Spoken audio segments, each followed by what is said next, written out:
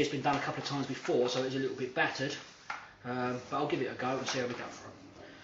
This case here, this side section, just comes off with a screwdriver or a couple of screwdrivers just to lever it off. This one is a little bit battered, so it might be a little bit problematic, so just literally just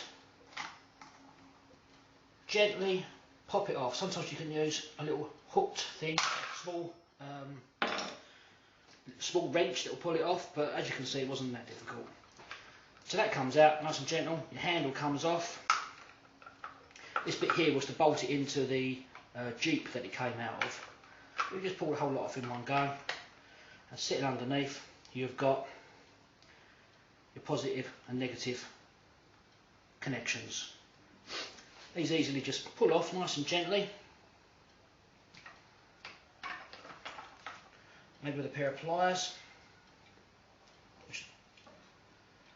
Just push them off. Hand me a positive. That's it. Pull it out. Put your new battery back in. And reverse the procedure.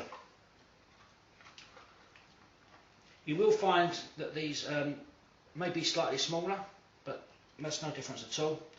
You should be able to just push the new one back on into the positive, into the negative,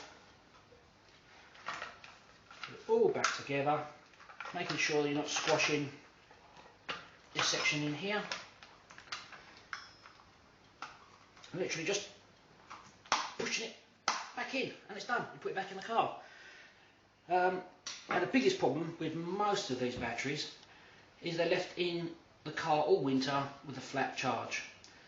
Come the winter, come the end of the winter, or come the end of the summer I should say, pull the battery out, give it a good charge, and perhaps keep it indoors for the winter, because they do lose a bit of power all through the winter when they're nice and cold.